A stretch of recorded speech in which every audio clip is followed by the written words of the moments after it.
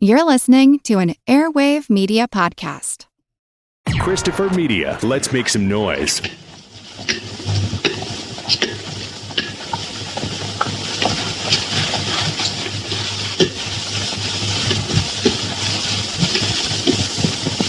Du hast aber einen schönen Ball.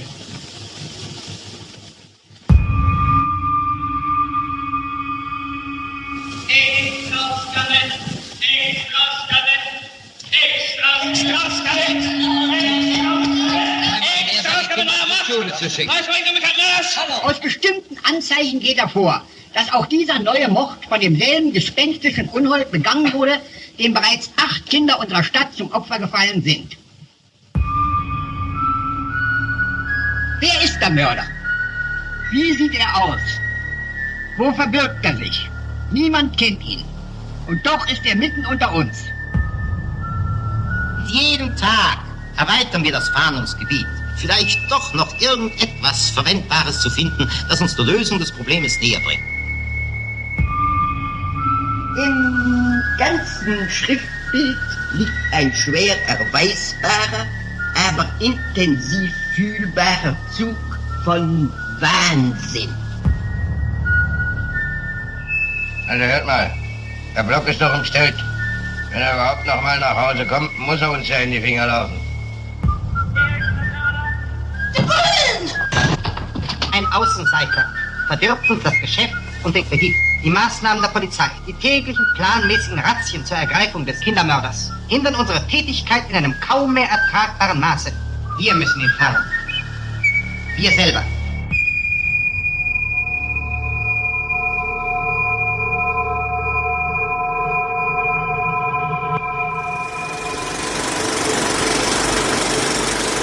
Welcome to the Projection Booth. I'm your host, Mike White. Joining me once again is Ms. Sam Deegan. Hello.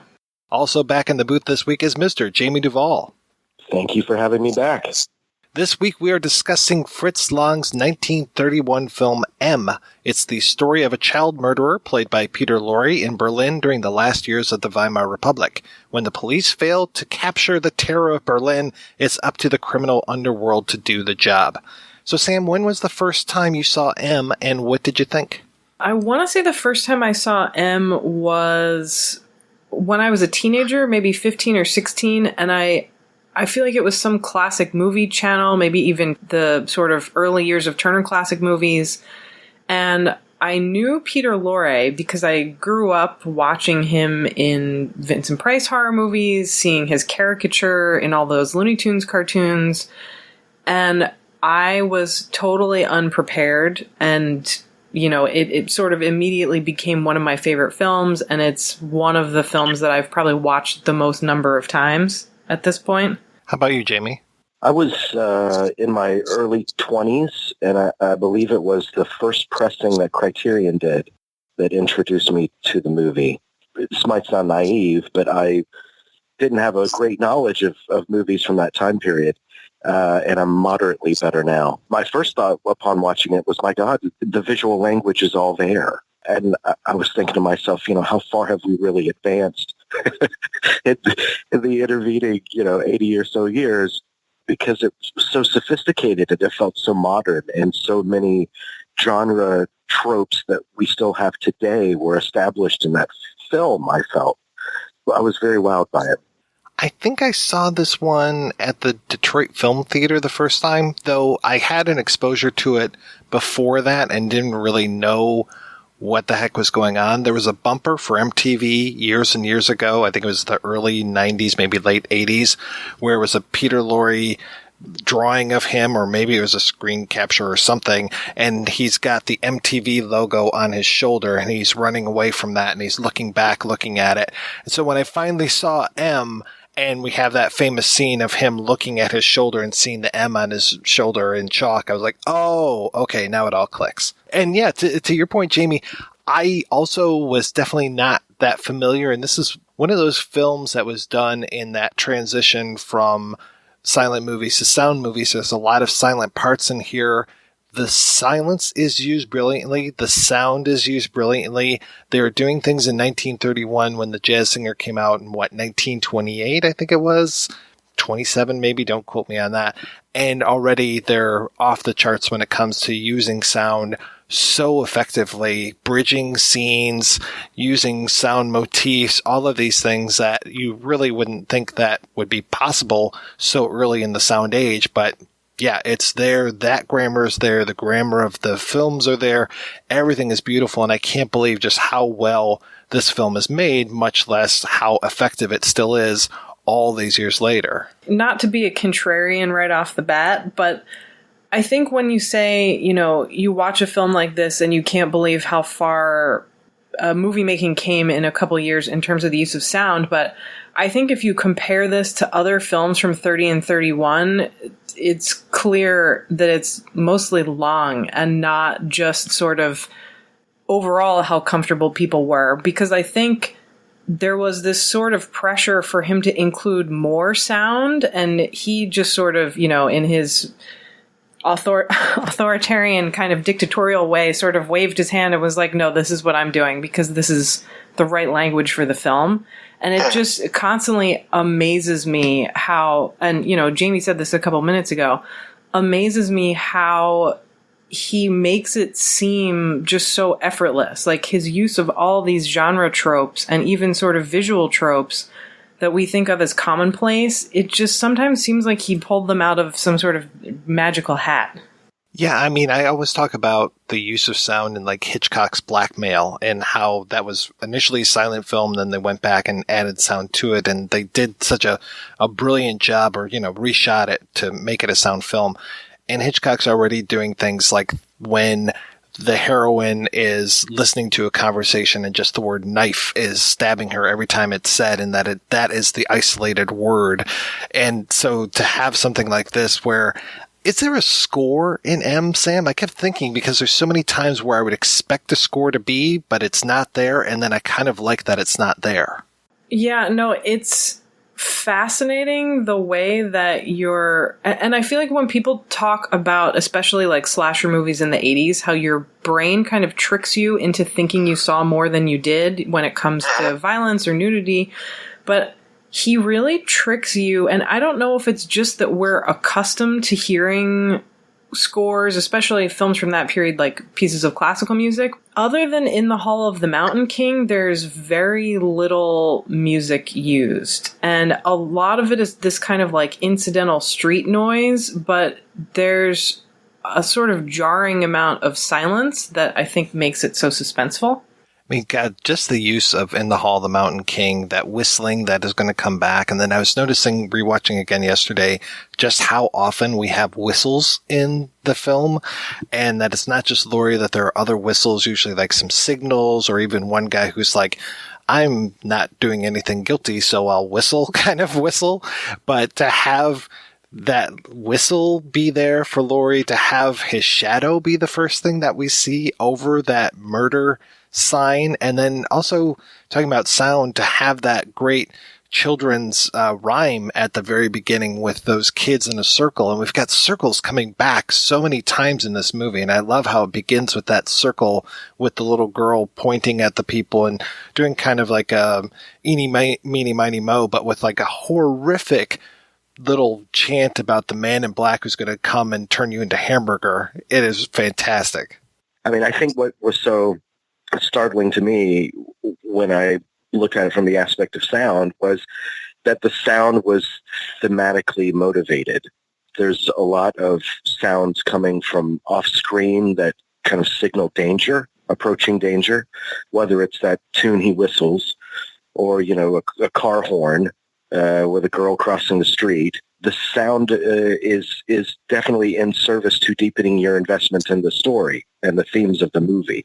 Yeah, even the use of the man off screen at one point who is singing out that he buys rags and scraps and all that kind of stuff. Not only does that work as far as setting the scene of Berlin at that time, but also kind of like showing that there is a world outside of the window, that where Elsie's mother is waiting for her to come home. And then also showing us what the economic life of Germany in this particular time is. I mean, this is not an easy time for people, especially as we get further into the 30s.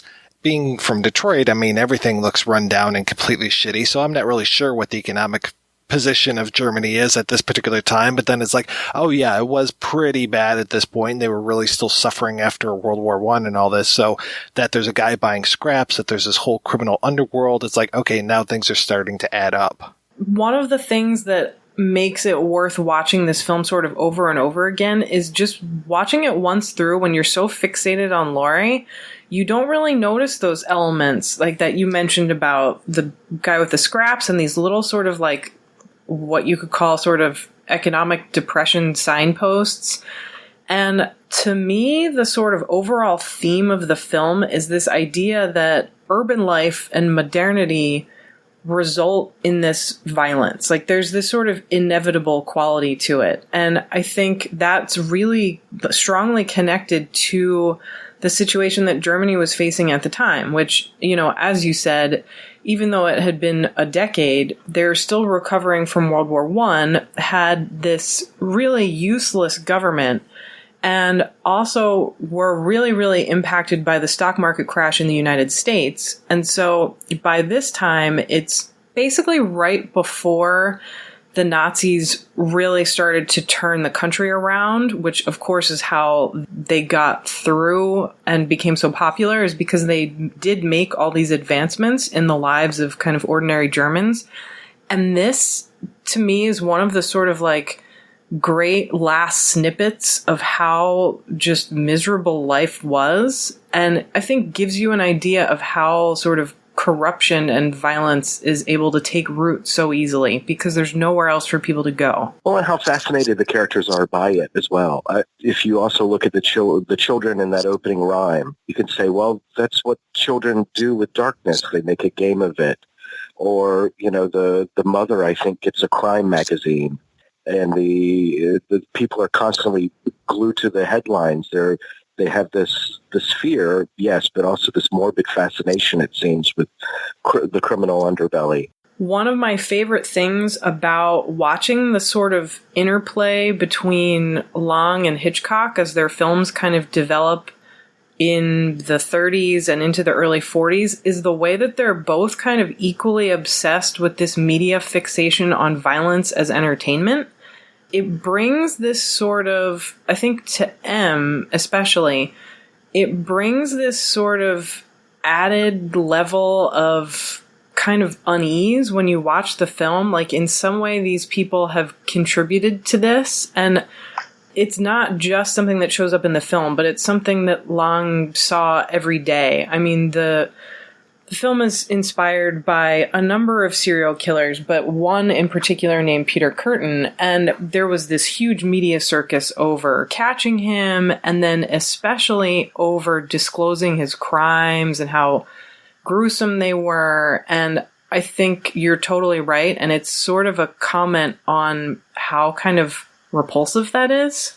Well, yeah, the whole idea of him writing to the police and him writing to the newspapers, it so reminds me of stuff like the Zodiac or even Son of Sam. I mean, Sam, you mentioned in your book a serial killer who was writing, I think it was in lipstick, help me, the police can't catch me, or those kind of things. And it totally reminds me of like, you know, Son of Sam, where it's just like, catch me before I kill again kind of thing. And that's so reminds me of what Hans Beckert, the Peter Lorre character, is doing here. It's interesting to me, and I don't have an answer to this. I don't know if there is an answer, but it's interesting to me the way that you could see it develop if you follow sort of true crime and media stories. I mean, Jack the Ripper allegedly sent in letters as well. So it's kind of been around since the beginning of what we would think of as a modern serial killer.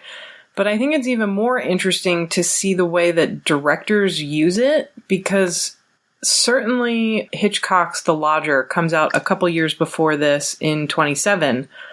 And both The Lodger and M spend a lot of time showing public concern about the serial killer and sharing information about the serial killer by showing things like media headlines and the wanted paper or the wanted poster in the very beginning of M. And I just find that so fascinating. Yeah, and it's obviously well-researched, M, because it does feel very informed in terms of the portrait it makes of the Peter Lorre character and as a police procedural. I mean, the steps that they take to nab him. And Mike, you mentioned Zodiac. Maybe it speaks to how the psychology of the serial killer it has really been eternal and unchanging, because, the letters to the editor, as you said, reminded me of what we see in Zodiac, the criminals getting together and saying, we got to do something about this guy. This guy is hurting us, hurting our business. That reminded me of Summer of Sam. I mean, speaking of Son of Sam.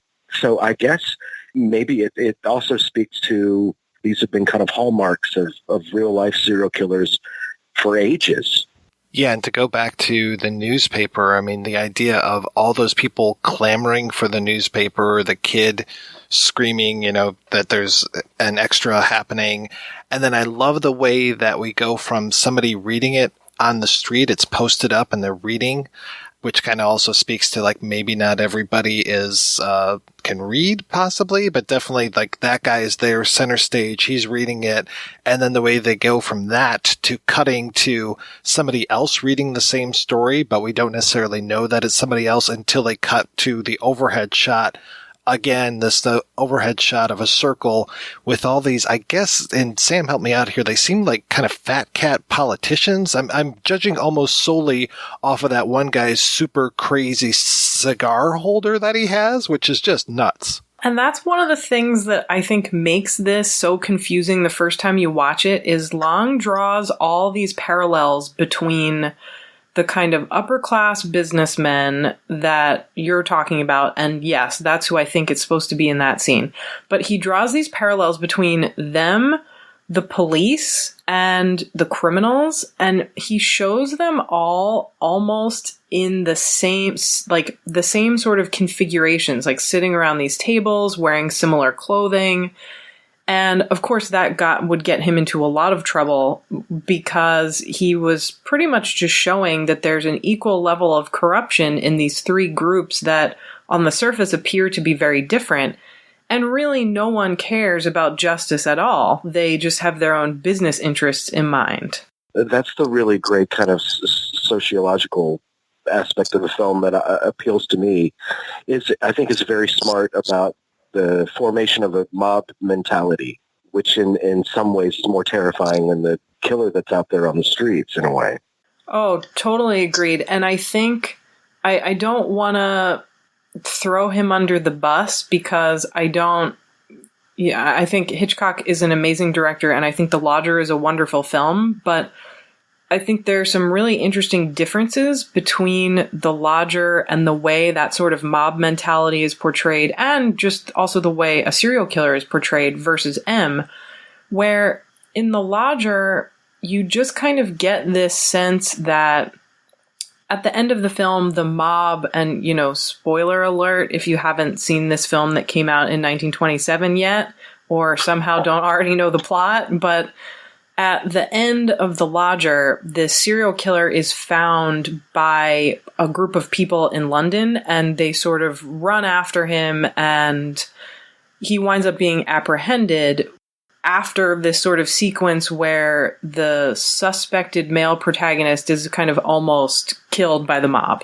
But the way that Long handles the mob is so much more elegant and kind of complicated, because he draws you as a viewer into their activities, and it's not just this sort of violent group pushed to the brink that becomes kind of monstrous and horrifying. It's these people who are making very calculated decisions, and even if you find them distasteful, you understand. Long helps you understand why they're making the decisions they're making.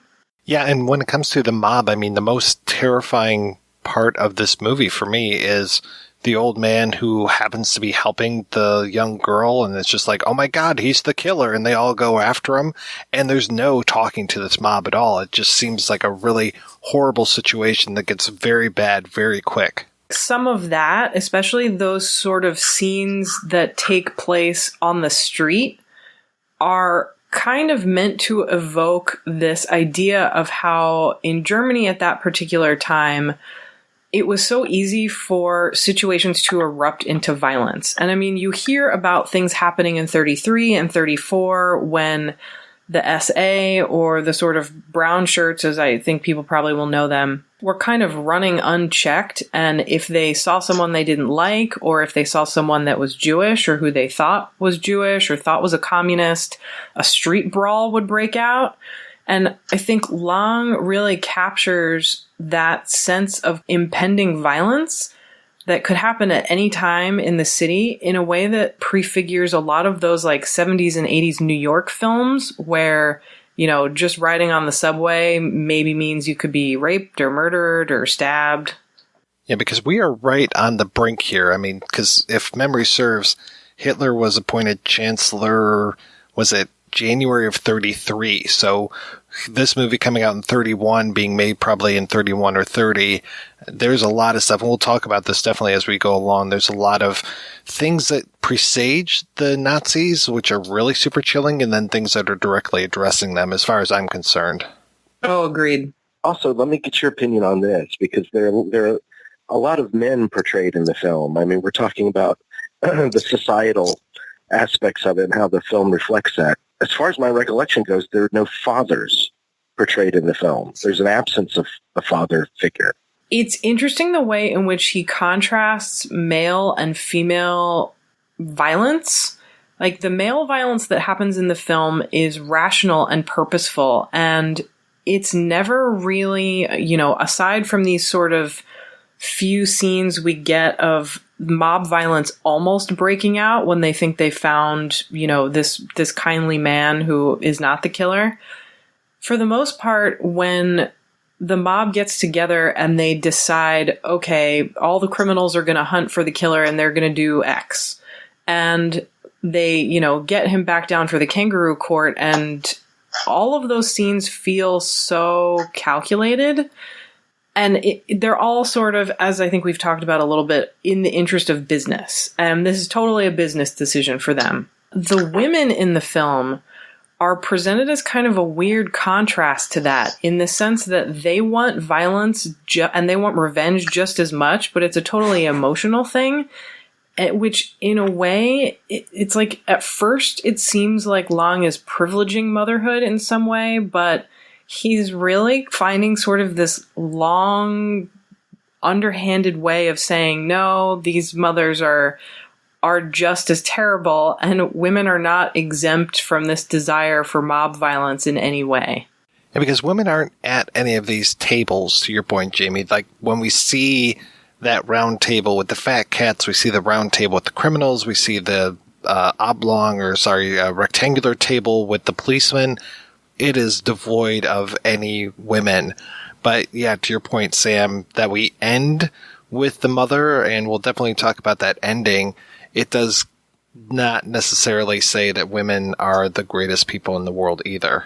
Well, and I think some of what you said earlier about, you know, Germany still recovering from World War I, that is sort of a loose explanation for why so many fathers are absent. And I think it really speaks to, and certainly some of the children in that opening scene are too young to be the product of men killed during World War I.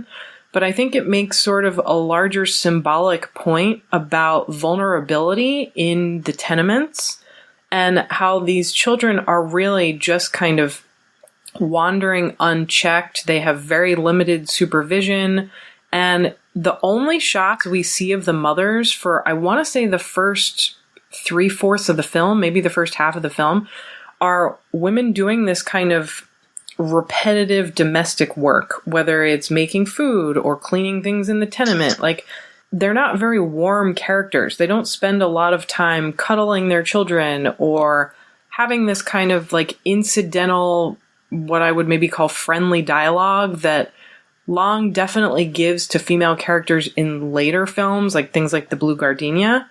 The whole thing, it just is so cold to me. Yeah, he really robs us of any real scene of Frau Beckmann and her daughter, of her and Elsie together. Instead, they are separated at the beginning, and then that separation just becomes a gulf as we go along. And that whole thing where Beckert takes Elsie and Frau Beckmann is there waiting for them. I mean, that is just such a masterclass of editing for me, and the way that we use the cuckoo clock to say that time is passing, the way that we have the dissolves cross-cutting between these two characters as we have Beckert leading her way, and it's kind of confusing. Beckman, the mother, there, doing all of those daily drudgery type routines that you're talking about, and just that we see them getting farther and farther, and those amazing shots of the empty stairs, the empty plate, the lone ball that's rolling in there, the balloon that he bought from the blind beggar, and just that caught up in the wires and the way that it blows away. I mean, that is just fantastic. The image that stayed with me for decades after first watching it was, obviously the shadow against the Wanted poster. Your first glimpse of the Peter Lorre character, and which starts off that sequence, and it's just incredible. What amazed me was watching Friedkin's interview with Long, and he actually asked him, "Why didn't you show the murders?" And I'm thinking, William Friedkin has to be smart enough to know that cinematically, what Long did was so much more powerful than showing a child being murdered. And Long's reaction was, the suggestion is more visceral because it stays with you and lingers. You can imagine it. Yeah, I think so. I really love that interview. And to me, William Friedkin, I love many of his films, so I'm not trying to talk shit. But I think William Friedkin likes to provoke, and he could be kind of a troll. And I feel like that was some of the questions he asks Long in that interview. I feel like he had to have known the answer to, but wanted to hear what Long had to say. And I mean, I couldn't agree more. I think, every once in a while, you hear people talk about how advice for budding writers, whether it's film writers or television or fiction, what have you, is this idea of show and not tell, and kind of reduce your exposition, take it out of the dialogue. And to me, this is one of the sort of greatest examples of showing somebody what that means. Is he uses so few words to convey all sorts of different things in a way that I think is so much more effective than if he had a line of dialogue where Frau Beckmann just said, "Oh, well, it's this time and normally this happens, and so where is she?" And it's like, instead of some woman harping about how her daughter is late, it becomes so much more anxiety inducing. And I think the balloon is the same way, because it's also, I don't know if this is just me, but it's especially horrifying because it's a child-shaped balloon. Like, why would you even have that? Well, that balloon basically becomes Elsie later on, which I find to be just a terrific thing that they bring back that same type of balloon. I wasn't able to find out if that was sort of a common...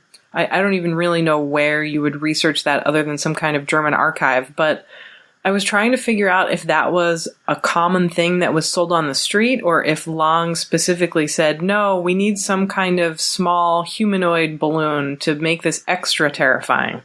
Well, I'm sure there's at least 5 balloon museums around the world. At least. Maybe at some point I'll be able to add balloon historian to my CV. One of the things that we've been talking about is the societal influence that the movie reflects. Going back to that Friedkin interview, I mean, he does ask questions about that. I find it amusing that Long seems slightly perturbed by the questions. He has to kind of take a deep exhale every time Friedkin asks him one of these subtext questions. I love Friedkin, and yeah, he's the best raconteur ever. Long, was he generally hesitant to discuss subtext in his films? I think you had to really, I don't know if butter him up is the right word or phrase, or maybe catch him in the right mood, but because he has some really interesting interviews with Godard where he does sort of go into things like his motivation as a filmmaker, but he's one of those really frustrating figures who was very kind of stingy with his biography, and either intentionally, or this is just his personality, there's a lot of sort of self-mythologizing that went on. And I think when people phrased questions a certain way, it would kind of get his hackles up a little bit. Like, if you phrased a question like, why did you do this? What's your inspiration? Like, not to make him sound terrible, or not to make him sound overly pompous. I mean, I think he was a genius. But when people seem to phrase a question that was directed at like his particular talent versus what influenced you, I think he was more receptive. Whereas when the questions are phrased as to, you know, what in the world, you know, sparked your interest or influenced you, or like those kind of subtext type questions, I think he was reluctant to answer because it shattered some of that mythology. He's a grumpy old man. That's always the impression that I got. I'm pretty sure he was born a grumpy old man. I mean, there are a couple of pictures, wonderful pictures. I think one of him and Fritz Arno Wagner, but smiling and looking sort of delighted. But for the most part, he looks either like he's in the process of yelling at someone, or he has this sort of look on his face like he really is disapproving of whatever it is that you're doing. Well, the monocle didn't help. Otto Preminger had the same problem. Like, you almost have made yourself a caricature here. So we talk about the dichotomy between sound and silence a lot. We've touched a little bit on high and low. There's a lot of high shots, a lot of low shots as well. There's some very interesting low shots. But really the biggest dichotomy in this movie is the cops and the criminals. And I love the way that even though they are separate, they come together and they are so interchangeable. I mean, to the point where one of the main criminals wears a police uniform in this movie. But the way that they go about investigating the murder in such similar ways is terrific. The way that the cops divvy up the city and they go out and they're looking for Beckert this way, then the criminals will do the same thing later on, but to a much more effective way. The emphasis on science I find is interesting. That they have the guy who's looking at the handwriting in the letter and trying to come up with a profile, even back in 1931, profiling this letter writer. And then one of my favorite shots in the entire world is the one where it's the guy looking at the fingerprints and you have that huge fingerprint up on the wall. For whatever reason, I just absolutely love that shot. The other one that gets me, that is just, it's chilling as well, is the way that the cops, again, divvying up the city, that the way that they will go through the streets, and they almost look like the hands of a clock, the way that they're going through these streets. And you get this long shot from, again, overhead looking down, not necessarily God's eye view, but just looking down on them as they go by. And it seems, again, to kind of presage what's going to happen when the Nazis take over, because it just seems very methodical, very cold, and the way that they're trying to flush out the criminals, just, it really got to me. On some level, watching this is a little bit frustrating because he gets so many police procedural tropes in their sort of purest, most elegant form in one go. And it's kind of, and I love a lot of crime thrillers. I love a lot of horror films that edge into this territory. I mean, I love police procedurals, but on some level, when you watch this, you're like, well, what more can you really do? And I think that's why so many of these visual tropes get used again and again. But I agree with you that scene with the giant fingerprint, it is sort of illogical, but it's one of the most beautiful shots in the movie. I love it so much. And I love after they raid the criminals, love might be too strong of a word, but that dolly across all of the things that they confiscated from the criminals and the way that they laid them out. And then that is mirrored again later on with the criminals themselves and the way that the beggars have lined up all of the cigarette butts and cigar butts to have like their booty. And then we have a room for the criminals again, where it's like we have taken all of these different, half a sandwiches or these scraps that society has left for us, and the way that they have this whole enterprise going of here are all these different things that people have left that we have taken. And those shots, the shots of the things laid out from the criminals, the things that the beggars have laid out with the cigarette butts and the sandwiches and the cheeses and all these things, so chilling when you know what is going to happen in a few years at all of the concentration camps, and you get those rooms of here's all the eyeglasses, here's all the luggage, here's all the teeth, those kind of things. And it just, I don't know if it's just a German thing or what, but the way that they do that, and then oh yeah, in just a few years this is going to be a whole different thing, really just made my blood run cold. Yeah, I'm so glad you brought that up. So I don't actually know if I've mentioned this yet, but I'm writing a book on M that will be out this summer. But for my book, this was one of the elements that I struggled the most to write about, because I feel like, he made the film in 3031, so you should be able to write about those scenes without mentioning the Holocaust, but it's impossible because they're so, like you said, recurring, and I don't know. I don't think you can really write about them in a way or talk about them separately from that now, watching as, contemporary viewers. And they just, I feel like they're so chilling, partly because one of the themes of the film is that the city and the sort of different kind of governing bodies of the city, the criminals being included in that, and just the sort of general city apparatus, which, is also a subject of things like Metropolis and his Dr. Mabuse films. But it's inherently dehumanizing and reduces people to objects, which is a theme that he refers to often, especially in those early films, and even in his later film noir movies made in the US in the 40s. But you could talk about it as being that in a way that, has its most extreme example or sort of extreme expression in the Holocaust. It reminds me, I'm trying to remember which film we covered on Checktember last year. I think it was The Fifth Horseman is Fear, where our main character goes into a whole place that is just all of these catalog things, and you get that incredible shot of him in front of the entire wall of all the different clocks that have been confiscated.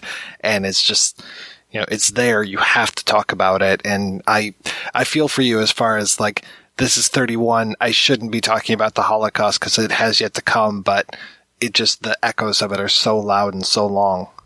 Yeah, and I've definitely read a lot of other kind of historians and film critics who get sort of pissed off and say that, to talk about Long as anticipating the Holocaust or anticipating some of the other actions of Nazi Germany is giving him too much credit and it's coincidental. And it's like, you know what, maybe chill. This is how people are going to see it. And you can't deny that there's some sort of relationship, at least even in a visual sense. For movies to live, it's valuable to contextualize it in a way that you can understand it today, that you can interpret it today. So I think that's totally valid. Well, it doesn't help, too, that we know that our main criminal, the character that we'll call the safecracker, we know that he will continue to live in Germany and become part of the mechanism of, German propaganda and still remain part of the German entertainment industry after Hitler rises to power. So it's just okay, that seems to lend his character more of a Nazi edge, if that makes sense. Well, I think this movie starts to get into, probably in an intentional way, considering what was going on with politics at the time, it definitely starts to get into people taking advantage of their kind of situations and this idea of kind of manipulation or collaboration and who's going to survive or maybe even thrive because of their abilities along those lines. And I think Grungen's character, the safecracker, is definitely in life and in the character was adept at that. He is the most well-dressed character as well. For whatever reason, I feel the need to bring that up. The way that he has his cane, his bowler hat, his leather trench coat, which again kind of speaks to me of some of the Nazi uniforms that we're going to see later on. He's the most together guy, and then he also has the gloves. And this film, it emphasizes hands so much. I mean, if you look at most of the posters for this movie, it is the hand that marks Peter Lorre with the M. So you've got the hand, and usually it's like a blood M on the hand, and that we have the safecracker with these gloves on his hand, and so many shots of him with, there at least one incredible shot of him with his hand over the map. And again, this overhead shot of him showing where things are on this map, and that hand raised out. It just seems so much like we have the hands over the city. We have the control, which at this point the criminals do. The criminals are the ones who bring Beckert to quote unquote justice. They are the ones who manage to catch Beckert. They can do all of these things that the police can't. And again, it's kind of like, the thugification of Germany is happening right now, and these thugs are really the ones who are in control. I don't think it's at all out of line or unusual to point out the fact that he's the best dressed in the film, because I think Lang was very intentional throughout all of his films, but definitely here with his choice of costume. And, as you pointed out earlier, there's a scene where one of the criminals dresses as a cop, and early on you have these tables of men who kind of all look the same in a way that makes it really hard to tell which characters we're with at first. And clothing and attire is a way to either appear to be what you're not, or in the case of the beggars, in the case of Lorre's character, a way to kind of disappear and to make yourself invisible and not noticed. And I also think it's intentional. So earlier we were talking about that character who is almost kind of swept away by the mob when they think he's the killer, and he is also one of the more well-dressed characters, and I think class is something that Lang doesn't necessarily overtly address, but that I think is an important undercurrent here. And that was where those high and low shots really came into effect as well, like the really emphasizing that man was small and small in the universe, and then looking up at that thug, and even though there's not that much of a height difference, maybe just a head between them, the way that they look up at that thug who's going to pound the shit out of that guy makes him seem like he's a giant. And it just seems like these are the kind of people who are now in charge on the streets. Those are the kind of people who were in charge on the streets. Could we clear up, though, while we're on the connection to Nazism that occurred not long after this movie came out? I know Lang's wife at the time, she joined the party, but Lang walked away from it, didn't he? Yes, he did. So Thea van Harbo was one of Lang's most important collaborators in his career, and she was somebody who was a pretty well-known writer in her own right during the 20s, and she wrote a lot of novels. She wrote screenplays on her own and in collaboration with Lang, and this is around the time when their relationship starts to disintegrate. And, not to downplay the importance of her role in his work at all, but which I think is something that happens often, is just sort of people say things like, oh, he had this screenwriter wife and then she became a Nazi. But I think she's a really fascinating example of the way in which artists during this period, especially 29, 30, 31, 32, the way that people sort of decided what path they were going to take and where their sympathies were going to lie. And she did really well for herself staying behind, but they didn't divorce because she became a party member and stayed in Germany and wanted to stay in Germany. Their relationship sort of ended before that. Their marital relationship kind of disintegrated before their creative partnership ended.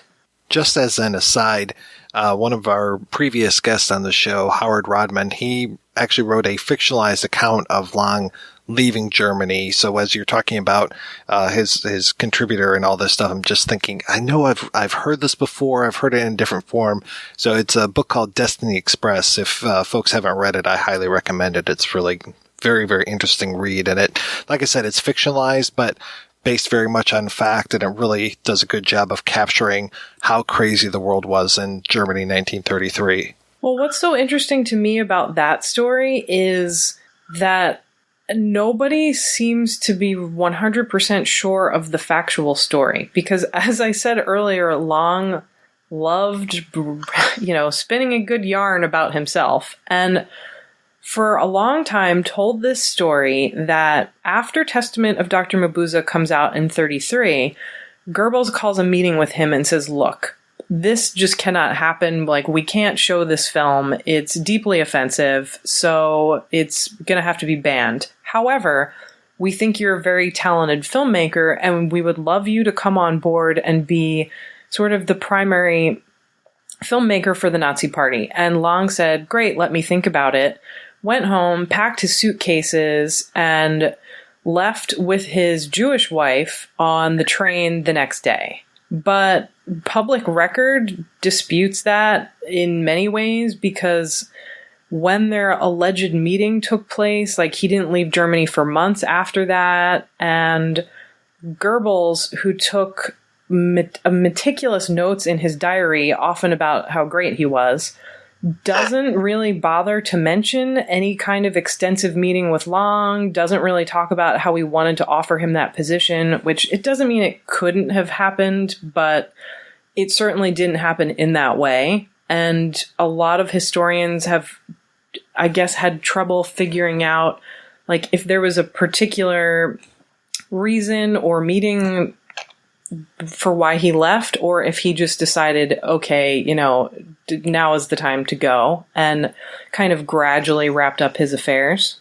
People that love to self-mythologize, they are such a bane to our existence as far as people who actually like to do research and find out the real story. He was, I think, a particularly stubborn case, and there have been, at this point, there are probably 4 or 5 really great Long books, and a lot of those people are academic historians who have had access to archives in Germany and have done tons of meticulous work. But I don't think anyone knew until after Long's death, or possibly very late in his life, that he had a first wife who killed herself. And there's sort of hazy circumstances around her killing herself. And some people have speculated that maybe it was manslaughter or some kind of accidental death. And so he was really the master of only telling you what he wanted you to know. I wanted to talk real quick about Inspector Lohman, who's played by, and please help me out, Sam, with the pronunciation of Otto Wernicke. Is that close? I didn't realize that Inspector Lohman comes back in the other Mabuse film, The Testament of Dr. Mabuse. I don't think... And I could be remembering this incorrectly, but I don't think that's something he does very often, is sort of bring characters back. But I do know that it was a pretty beloved kind of trope of the time in thrillers and action serials to acquaint you with these kind of inspector characters who would return again and again. And so I'm wondering if maybe it was sort of a nod to that convention. Well, I do have to say, speaking of detectives, and especially literary detectives, once they actually start to employ the beggars, the criminal underworld starts to employ these beggars to find the criminal, the killer, the child killer, Beckert, I was so reminded of Sherlock Holmes and the way that he uses the underground, the criminal network, in order to find things, to have information, rather than just relying on police methods, which I think he knows are flawed inherently. So I actually wondered about that, and I kind of figured maybe that was the influence, but I'm pretty sure that where that really comes from is Beggar's Opera, which is an opera from 1728. And so, obviously before Sherlock Holmes. Beggar's Opera was something that became popular in Germany and was adapted. And the story is, Threepenny Opera, which came out, I think, in 1929. Has the same exact plot. And there's another film from around the period, a child's film called Emile and the Detectives, which I think is also 1931, which doesn't involve beggars, but it involves this gang of children who in the way of many children's stories who seem to have no parents and they just kind of wander around doing whatever they want. But that's one of my favorite things about this movie is the way that he shows these people that you would never notice kind of coming to life and participating in this scheme.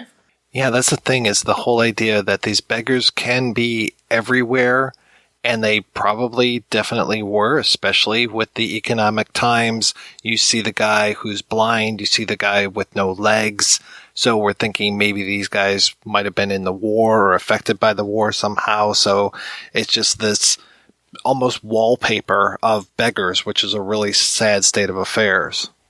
But it's such a clever and fascinating plot device. I mean, even if you watch Threepenny Opera, Emile and the Detectives, and M back to back, they're used in a sort of overall similar way, but Lang focuses much more on that kind of realism that you were talking about, where he really shows you just how kind of horrific life on the street was. And I mean, it's something that I think shows up in paintings from the period. Like there's speculation that this Otto Dix painting of a blind man with a dog influenced that particular shot you mentioned. And I think it's such a fascinating picture of street life, even though it's, mostly shot in a studio, and it just seems so real. Yeah, before I forget, I mentioned that shot of the beggars and all of their booty and the way that they're cataloging those things.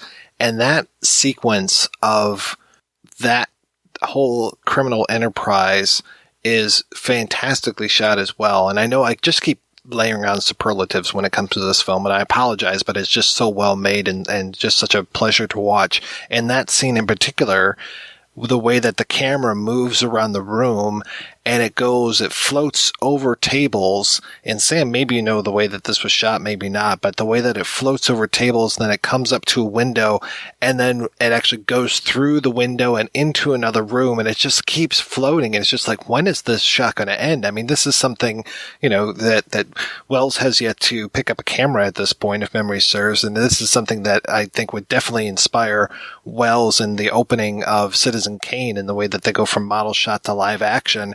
Just this is one long some sort of shot going through these rooms and showing just the extent of this guy with his cigar butts going all the way up to this big chart of here's all of the things that we have cooking when it comes to this enterprise. You're talking about, and I'm so glad you brought this up, I think I maybe mentioned his name in passing earlier, but so the cinematographer to work on this film is Fritz Arno Wagner, who is, in my opinion, the single greatest cinematographer of German Expressionism, of German cinema in the 20s and 30s, and I think probably of all time. The kind of experimental work he did with Lang on things like Destiny, which is 10 years before this. If you haven't seen Destiny, it's this sort of kind of anthology film with a framing story that it's kind of depressing in certain scenes, and it's really this sort of morality tale. So the plot is not quite as thrilling as this film, but the visual world it will blow your mind even if you watch it in 2019. He makes it seem like candles are floating in the air in this room, and I don't know how he achieved some of what he did, but people will know him also from Nosferatu, things like Pabst's Diary of a Lost Girl.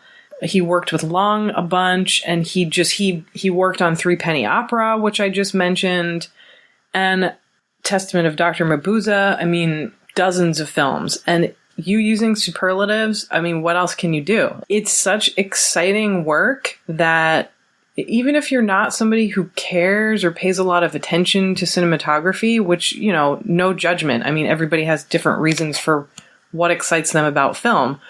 But I think with his work, it's hard, and certainly on all of his films with Lang, it's hard not to notice, like, how did they do this shot? Like, this is incredible, and it's something from 1931. Like, it feels fresh and exciting. That crazy shot where they're in the warehouse and they're starting to kind of corner Beckert, and they show a man through a hole in the floor. Yeah. It is remarkable, the photography in this. And, it's a movie of shadows as well. And so the way it's lit, I mean, sometimes it's sunlight and nighttime is sometimes indistinguishable from one another. It's gorgeously shot. Yeah, there's so many times. I mean, we talked about Beckert's shadow over the wanted poster at the beginning, but even when the criminals are planning their adventure, their whole operation, I talked about the hand over the map, but then you cut from that to the shadows of them on the wall. So we don't see necessarily the criminals all the time in that particular shot. We have been talking for a while, and we really haven't talked about Peter Lorre that much. I mean, Sam, you and I, we've talked plenty of times about Peter Lorre on this particular show, but Lorre, he's in here a lot more than Stranger on the Third Floor, but even though he's not in that many shots, at least in the first part of the movie, his presence looms over everything, and every time he's on screen, it's electrifying and terrifying at the same time. They use him like a spice at the beginning of the film that we know he's there, we know he's on the prowl, and then when we see him, it's just like, oh wow, we're in for something. Like that amazing sequence of him pretty much praying for his next victim, and when he's looking at himself in the window display, this whole movie has so many great window displays. He's looking at himself in the window display, and then he sees the reflection of the little girl behind him. And I've always tried to figure out what that is around him. Maybe, Sam, you know what I'm talking about. It's like a square of all these things. They almost look like bullets or something, though I know it's not bullets. I always assumed that it was like some kind of hardware store because a lot of them look like different kinds of rulers or sort of industrial kind of measuring tools. I'm assuming that it's something that Long and Wagner chose because of the way it sort of fractures his expression. It shows you pretty clearly on that there's something amiss and there's something not quite right. He's fractured in some way. And I mean, in a lot of those early scenes, before he really becomes the dominating presence, or before he becomes, on screen a lot, he's shown in shadows or reflections rather than in these sort of head-on shots that some of the other characters get. It's so overwhelming to absorb how little you really see him, like you said, but he just is such a huge presence, even though he's such a tiny man. And I think it's always fascinated me that, we have a lot of these later serial killer films and TV shows that show these kind of physically large, imposing figures.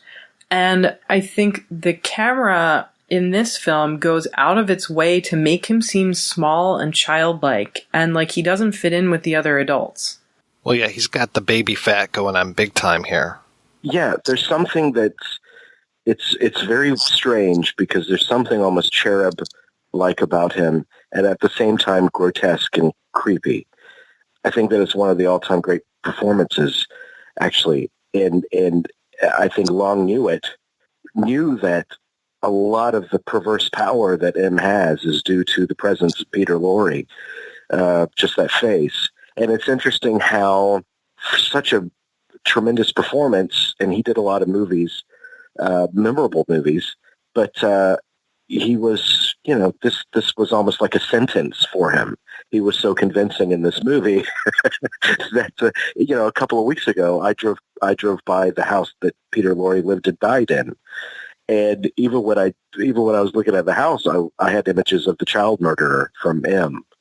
This was something that followed him the rest of his life. Yeah, you and every casting agent in Hollywood. I mean, I think it's something that really frustrated and depressed him. And looking at it in hindsight, it seems unfair to say this, but this is something Long actually spoke about repeatedly, that he thought this was Lorre's greatest performance and he would never again approach it in his career. But he likewise said that he thought this was his best film and his greatest sort of technical achievement. To me, that's one of the things that makes Lorre's career so interesting is, okay, maybe you can only have lightning in a bottle one time, but the sort of choices he made over the years and how he eventually just kind of gave in to the typecasting and tried to have a little fun with it, I think is wonderful. I mean, his films, like, nothing makes me laugh harder than Comedy of Terrors with him and Vincent Price.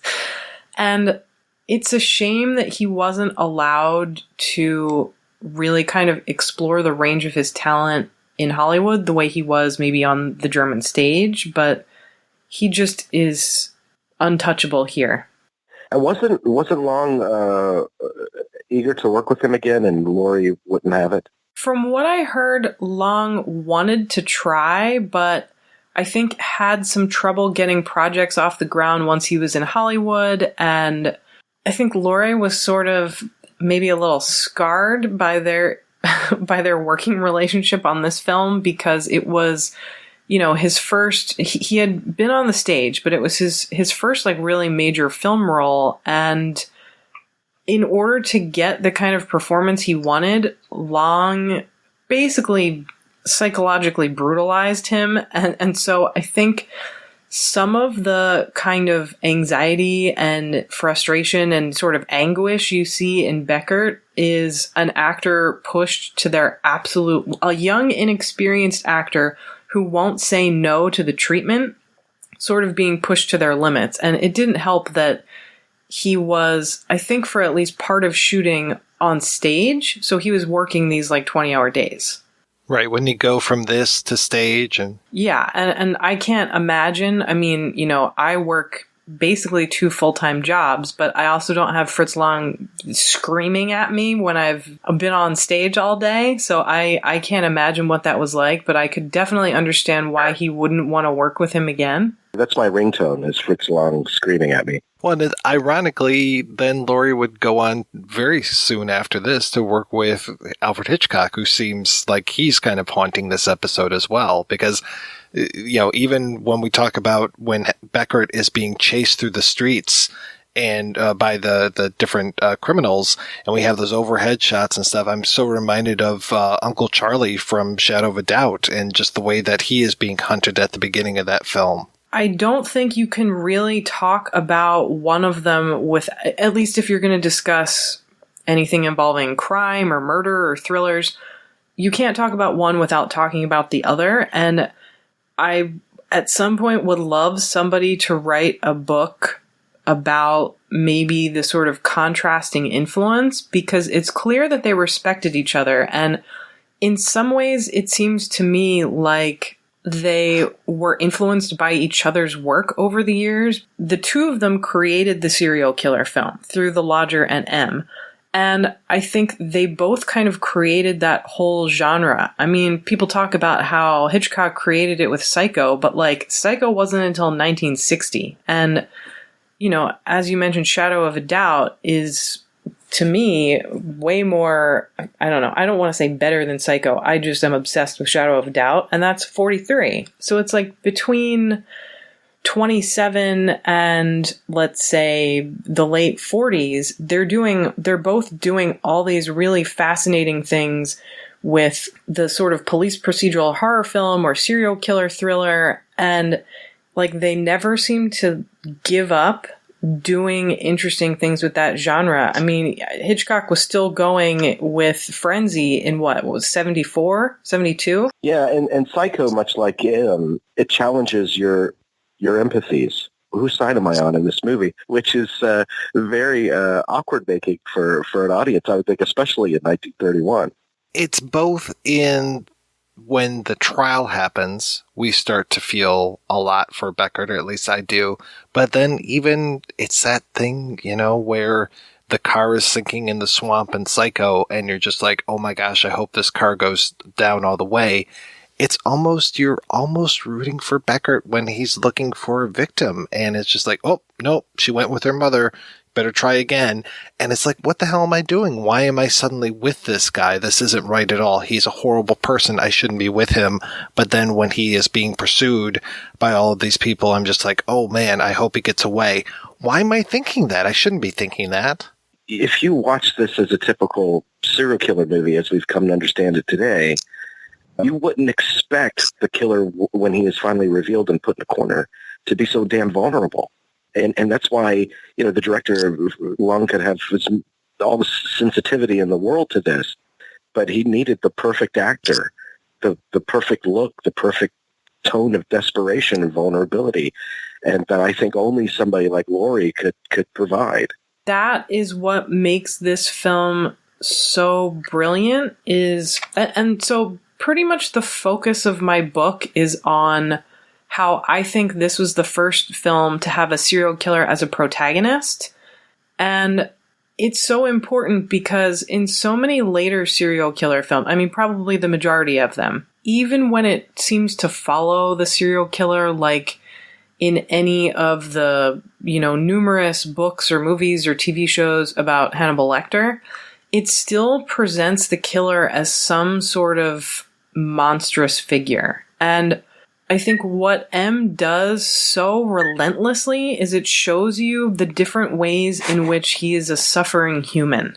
You genuinely feel sorry for him even when you can see that he's disturbed. That horrible scene where he says that he hears the cries of his victims, and when I say horrible, I don't mean I think the scene is bad or poorly done. I mean, it's so upsetting to watch because of the intensity and kind of believability of his performance. But I don't know. I think that's, I agree with what you were just saying. I feel like that's the achievement, is no matter what horrible thing he does, we feel sorry for him and we feel like he's a victim of something outside of his control, or it really is amazing the way that Long is able to turn that on its head, from that opening shot where, we see his silhouette, to the scene in the basement where all you want is for the police to come in so that he won't be executed by the mob.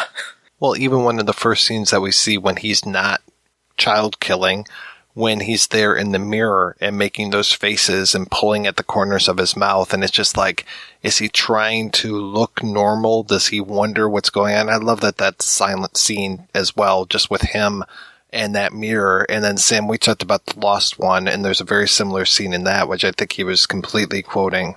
Well, and I think it's interesting, earlier we talked about how this film really marked his life and his career. It's interesting how The Lost One, which if you haven't seen it and you haven't listened to that episode, it's basically his sole directorial effort, and it's shot when he goes back to Germany after the war and kind of tries to rebuild his career there. But it seems like a sort of strange kind of reference to what happened to him after M and what happened to sort of Europe after the war. It's extremely depressing, but wonderful. Which you can say about this film as well. I read a biography of Lorre that I think it takes the title of that film, The Loved One. It does, yeah. It does, and he's been on the projection booth, I think I've been on, 3 or 4 times to talk about Lorre, and the author Stephen Youngkin has given interviews, I think, on almost all those episodes, right? Sole exception being this one. Well, where is he? Well, I have the author of the Devil's Advocate's book on M, so I figured I was doing okay with that. Absolutely. And something else came to mind. But when you were talking about the mutual admiration between Long and Hitchcock, and how with Hitchcock you can't talk about the thriller genre without relating it to his contribution, that fascinates me, the kind of conversations between filmmakers. And the conversations continue today. I mean, I was watching a really trashy movie, Schumacher's 8mm, and there's a reveal of the big baddie in that. And I guarantee you, they were thinking of Lorre and M, because they were thinking this is like a pudgy loser guy that probably works at a computer repair shop or something. And they even had him put on the glasses, the dorky glasses, to make him even more pathetic. But fewer people know the movies that existed prior to their date of birth. So books like the one that Sam has written and shows like The Projection Booth, I mean, they're so essential into drawing these connections, because film, I feel, is an ongoing conversation with the past, with what has come before and how do we move it forward. At its best, that's what film is. Yeah, I felt like a total dumbass when I'm reading the intro to Sam's book. And Sam, you mentioned, I think, at least 4, 5, 6 maybe films in a row. And I'm like, well, we've covered all of those, but we've never talked about M. So I'm glad we're finally talking about M. I agree. Like, I love writing about and learning about that sort of relationship between filmmakers.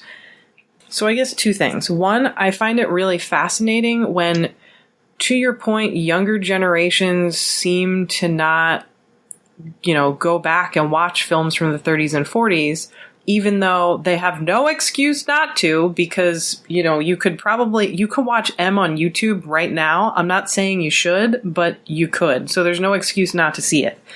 But what's fascinating to me is when you have these kind of visual and thematic references that sometimes directors aren't even aware that they're making, because it's something that's just sort of culturally passed down. I think there are a lot of things in this film that have sort of wandered down that path. Like, that incredible shot of the giant fingerprint, which very consciously shows up in Elio Petri's A Citizen Above Suspicion, or Investigation of a Citizen Above Suspicion. But I think you also have shots like that in things like Law and Order, just on maybe a less cinematic kind of visually appealing level. I love the way that kind of language changes over time based on the work of people like Long and like Hitchcock, who are just so visionary and so incredible at what they do. Well, it's like if we say a catchphrase that's been around forever, and I can't think of one right now. Of course I can't.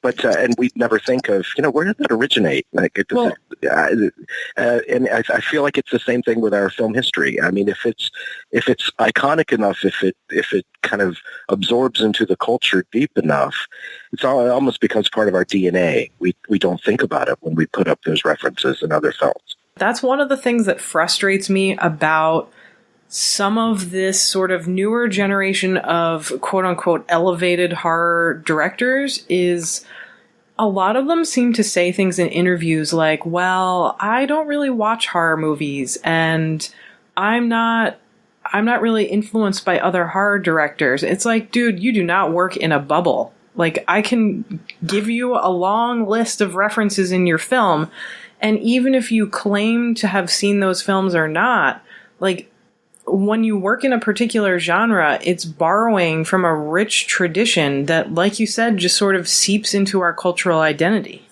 Yeah. Know your ancestors, buddy. So, of course, I was thinking of Law and Order when they go in and do the fake out with the landlady, the deaf landlady. And the guy's like, yeah, I'm here from the tax office. And I'm just like, you need a warrant to go in there, buddy. Did you hear the sound of the gavel when you thought that? I did.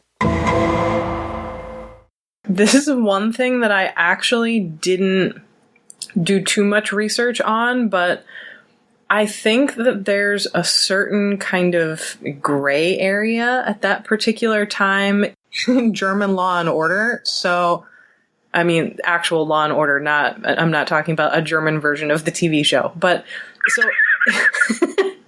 in 1931, I think they really could have gotten away with doing so much more, like planting evidence and sort of wandering in and talking to the landlady in a way that, Stabler could only aspire to do in our Law and Order.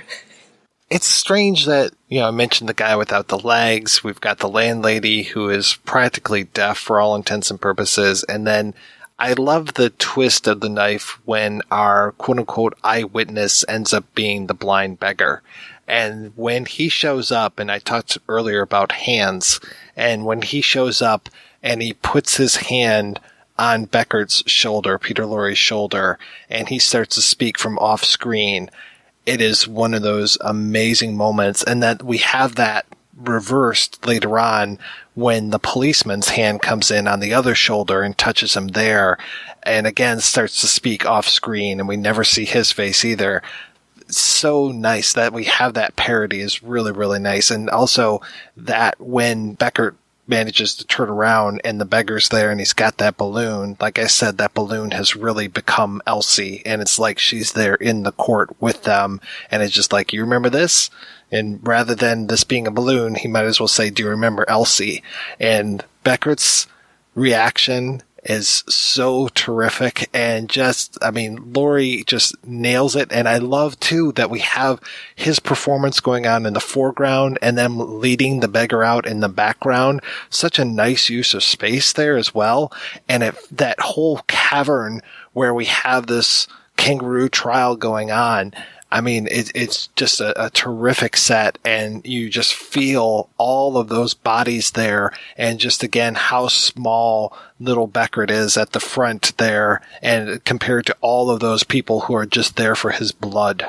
And that's, I think, one of the, to me, sort of major achievements of the cinematography is that all of the buildings are these kind of run-down Depression-era spaces. You know, you have the apartment tenement, you have the warehouse that Beckert hides in, you have this kind of basement cavern that you mentioned, and Long and Fritz Arno Wagner make such dynamic use of those spaces that it's, I think, something that other directors try to do, but don't really come close to succeeding. Just the way that they are able to make you feel claustrophobic, or just like between the editing and the sort of chase sequence in that warehouse, it's all this very strange use of space that feels so tense and oppressive that when you finally get to the open space, it's sort of extra disorienting, if that makes sense, at least to me. Well, did you say that they shot this all in a studio?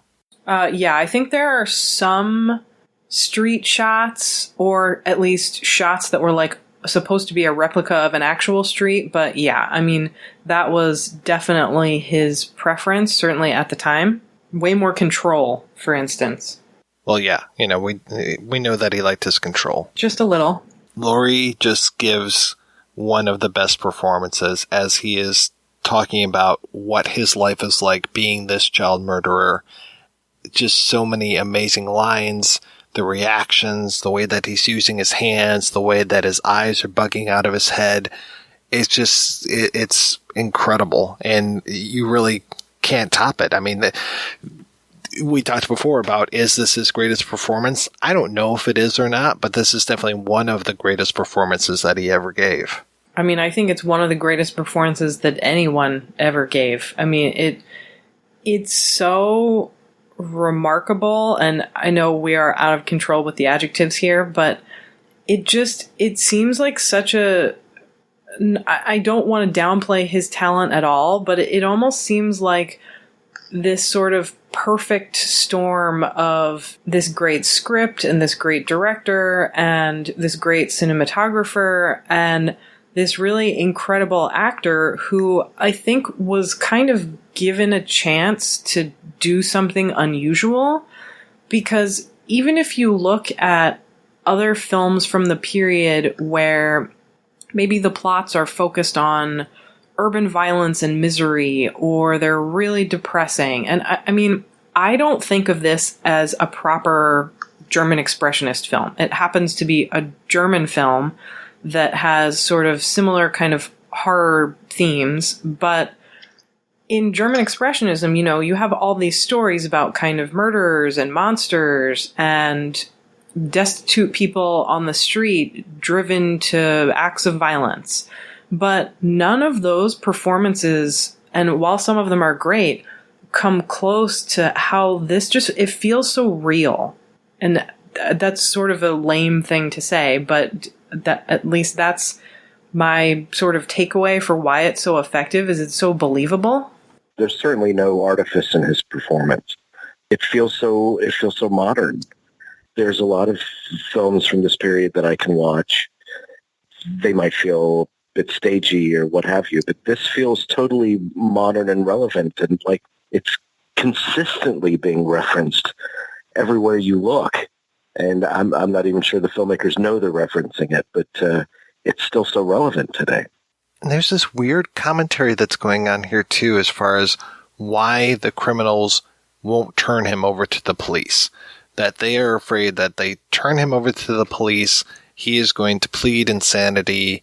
And I think even more than the idea of, and then he comes out and he does it again, I think it's that the criminals don't necessarily see the institutionalization as being punishment enough, and that's why they want to mete out their punishment of death to this person. That in the way that the safecracker keeps saying, you must be erased. And it's just like, wow, okay, you must disappear. It's so, again, so believable, because everything that Long has set up so far in the film is that government, bureaucracy, police, totally corrupt, ineffectual, and certainly there's no reason to believe that turning Lorre over to them, or I'm sorry, that's rude, turning Beckert over to them would accomplish anything other than, more bungling. And it's interesting how this shows up, not to bring up Law and Order again, I'm not really intending to do that, but I feel like it shows up as a believable sort of common recent plot in police procedurals, or even vigilante films like some of the Death Wish movies or things that came after them, where there's this very real sense that you as a viewer identify with, that this protagonist wants justice, but knows that justice will not be had at the hands of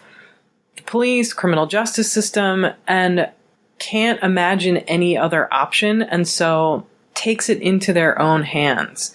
And I think that's one of the things that makes this seem so modern. Like, I totally agree that his performance is definitely in the same line, but it just, you can understand why they don't want to turn him over.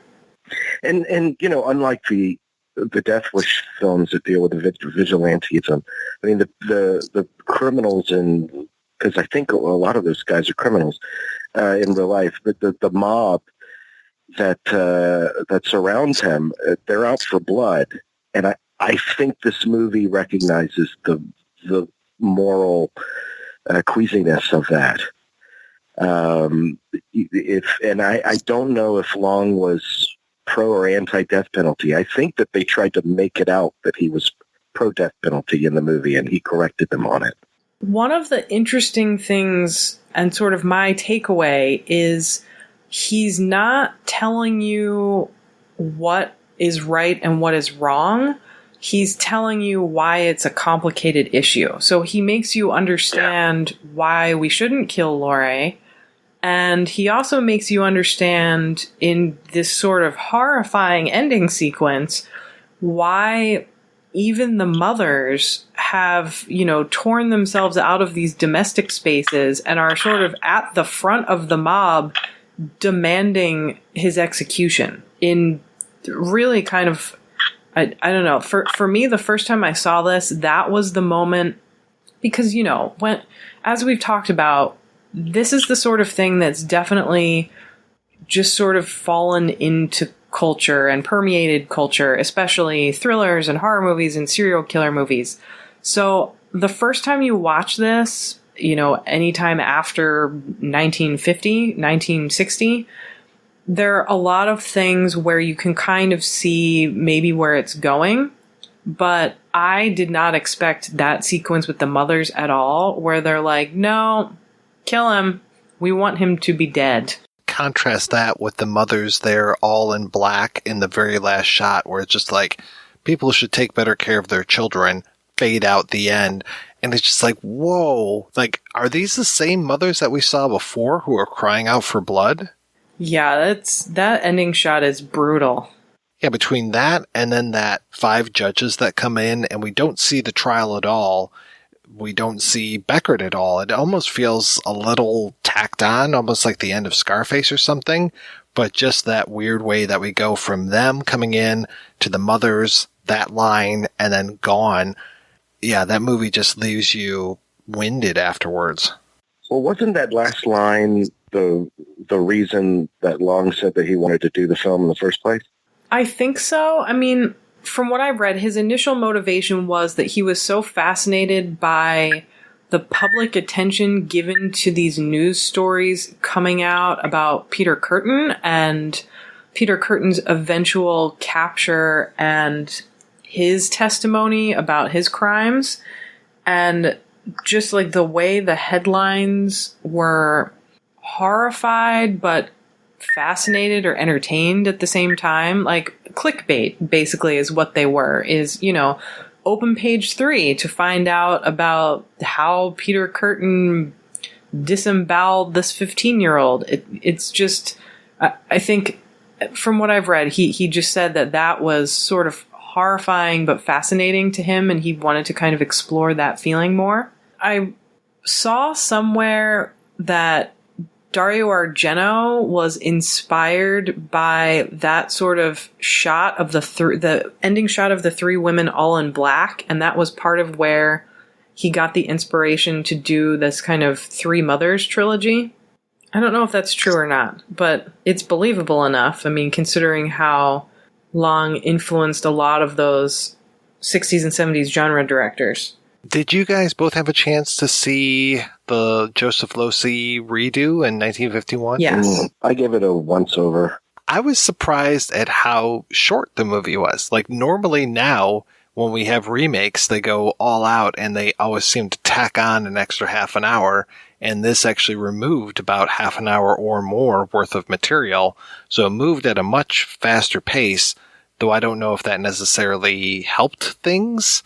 Because there's not a lot of fat on Long's M. There's maybe only a few times where I'm just like, okay, you know, towards the end there, all right, you know, the whole idea of the one criminal who's left behind and the interrogation and those kind of things. It's like, okay, maybe this could have been gone. They could have found another way to connect the dots there, but I'm absolutely fine with it, especially for all of the horrible things that we've been talking about with M as far as like the actual content, that there's a couple good jokes in there. The whole idea of we're going to take this one criminal and tell him that the guard has died, and then they cut to the guard eating sausages and drinking beer. It's a really nice thing. It's a great laugh line, but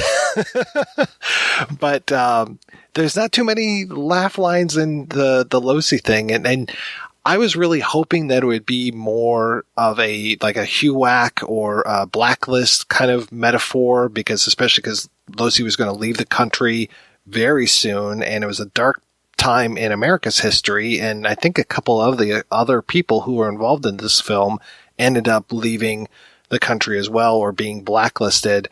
And so we're going through some really horrible times in the U.S. I thought, okay, cool. They're going to remake M. They're going to use what's out there now and this fear of communism and the way that everybody is turning against these people. But it didn't really feel like that to me. I didn't really capture that for this film. I don't know what you guys felt. I didn't think it was an embarrassment. I thought it was okay. I thought it was okay enough. But it did strike me as a facsimile, you know, like you're seeing something without the detail or the clarity of the original, which really translates into the artistry of the original. I did appreciate the scenes in the Bradbury building closed the movie. I thought that was a great location. I have a lot of issues with this because, number one, I don't understand. So I am a passionate hater of remakes with a few exceptions. I think every once in a while they can be interesting. They could stand on their own ground, so on and so forth. But I don't really understand why you would say in 1951, like, let's remake a film about a child killer that was set during the Depression, just before Nazi Germany. It just, I don't understand how it makes business sense or who they thought wanted to see that film. I mean, certainly 51 has all kinds of really dark films, specifically film noir, coming out around that time. So maybe that's what they were going for, but it really bothers me even more than the fact that someone has remade a long film. It really bothers me that it's Joseph Losey, because I love him and I don't want to ever have to say anything bad about one of his films. And I agree with both of you. I didn't hate it. I don't have anything overwhelmingly negative to say other than it's fine, which for me is like, that's the worst it gets, when something is just fine and I don't have anything to say.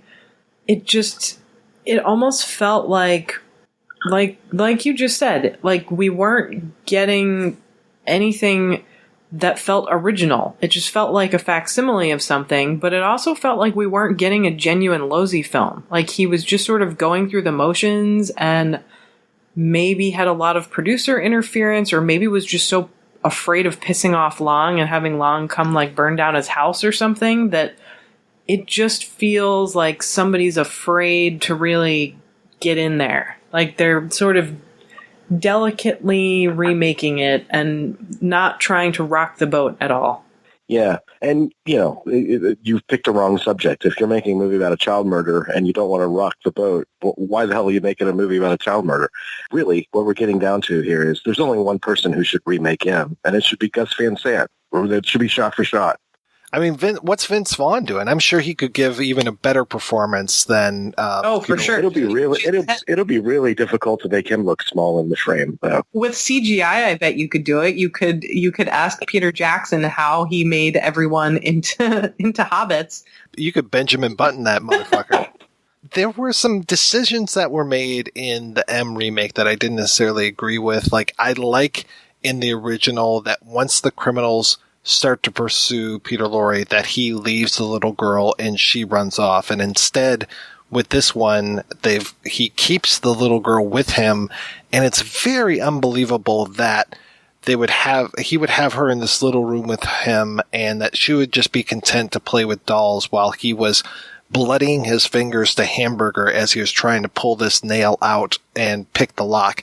I appreciated the bloodying the fingers and trying to get that nail out so that he could pick the lock, but I didn't appreciate that the little girl was there and that they have to then keep her in play as far as this goes. Like, at least when they're leaving the building and they're going to go to the whole trial location and stuff, that they make this real point of showing them bringing her along.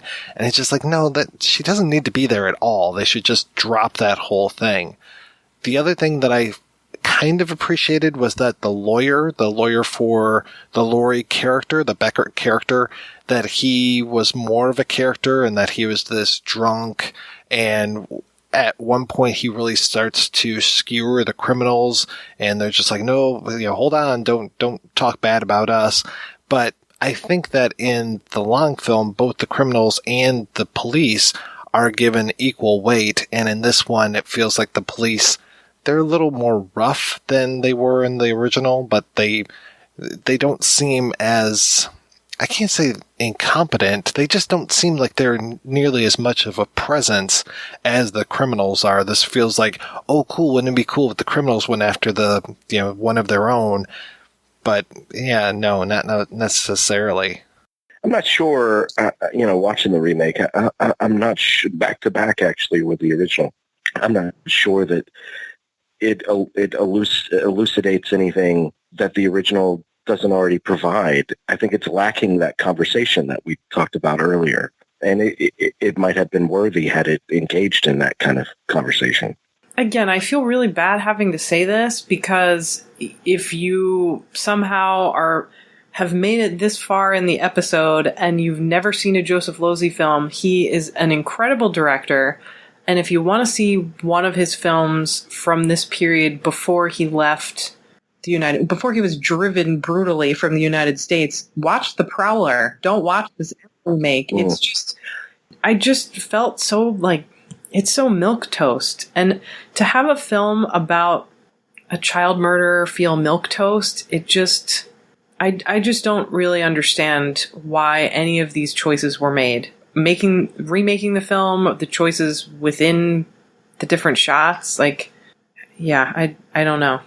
I don't feel worse for having watched this, but I don't think I'll ever need to watch it again, as opposed to something like well, like The Prowler or like Long's M, where I can watch it repeatedly and still get more out of it, even though, again, it was made in 1931, but it still holds up today as well as it did back then. They're both masterpieces, for sure. When I think of the important work that Criterion has done, I always think of M, because I think M has reached a whole new audience because of their investment in that film.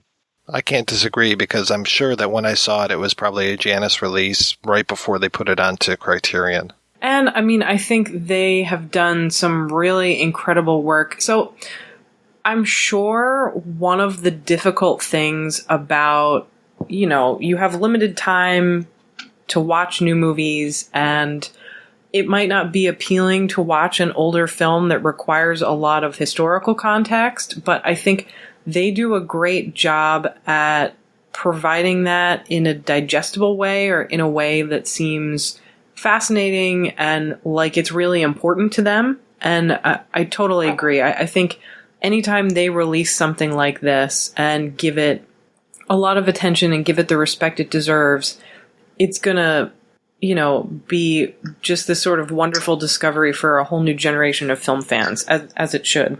Yeah. And as Mike said before, at the top of the show, God bless MTV as well. There was something else I was going to ask you. Oh, about the running time of M, because there are several different cuts of it. Is the first initial cut, is there still missing footage, or do we have everything from the initial cut?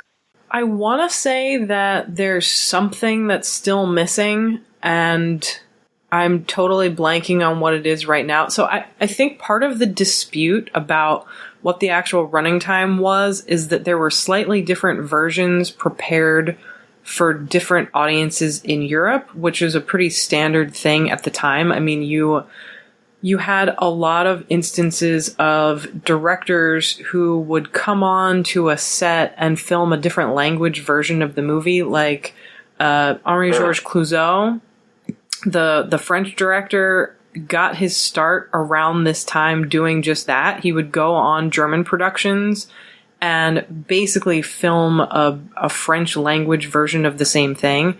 So I think... Well, you know, they did that same year in 31 with Dracula, when they made a Spanish language version concurrently. Absolutely. And I agree with many people that there are some things about the Spanish language version that are superior, even though I feel like I'm about to be struck by lightning as I say that.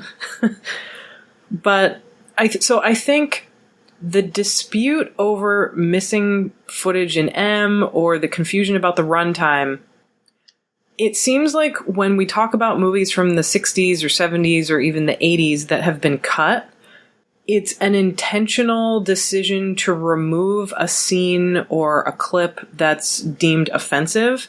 And I don't think that's the case with M. I think with M, it's just they decided to slightly edit different versions differently. So I think if there is, and I could be wrong about this, but from what I remember, if there is anything missing, it's just a certain angle was cut out and maybe accidentally not retrieved from a scene or two, but it's not like there's, you know, a whole missing scene or part of a scene that we weren't allowed to see because it was inappropriate. I will buy 10 copies of your book. I'll have to find it and send it to Mike, and maybe you could post it in the episode link, but there's definitely an academic book chapter where the author researched the different cuts made at the time, like the different cuts of the film prepared at the time. And they talk about it in detail, and they go down to, like, you know, the credit sequence in this version for France is different. And so it shaves 30 seconds off. And so it's all really technical stuff like that, and not like there's some, you know, magical Lorre moment that we're missing, as far as I understand. Right. I have a stupid question for you, Sam. Is the word blind the same in German and English? The word for blindness is Blindheit. And so, you know, like murder is super close to murder. I mean, I think some of this movie is easier to watch without subtitles because English is a Germanic language. So some of the words, you're like, oh, I know that one. Yeah, because I noticed the blind guys have little signs around their necks that say blind, and I was like, oh, that must be the same in both languages. They're just holding the American subtitles.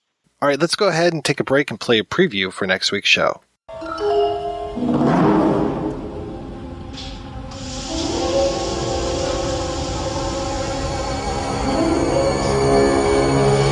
In a mining town on the second moon of Jupiter, something deadly is happening.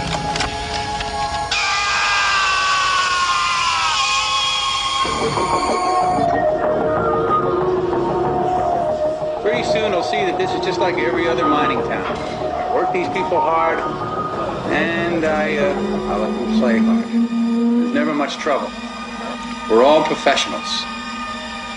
I'm sure we are. We've only been here 2 weeks. It'll get better, I promise. I got nothing more on that incident in the mine yesterday. It looks like some guy just went wacko. It happens here. How often? I don't know. It just happens here. Why? I'm not a psychiatrist. I can't tell you why. Some people just can't take it here after a while. What's that guy think he's doing? No way it could have been homicide. Had to have been a suicide. 28 in the last 6 months. Did you do autopsy? No. Then how do you know it was a suicide? There's no other explanation. When a person exposes himself to zero pressure atmosphere, there isn't a whole lot left to inspect.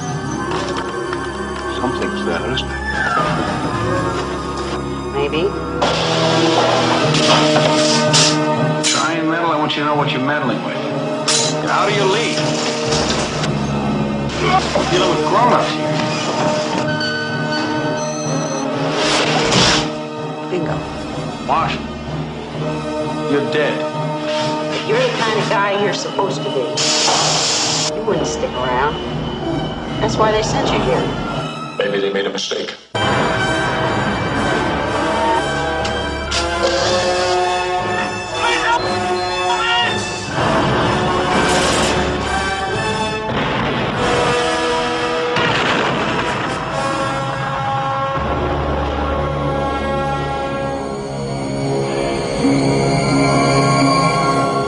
Outland, the ultimate enemy, is still man.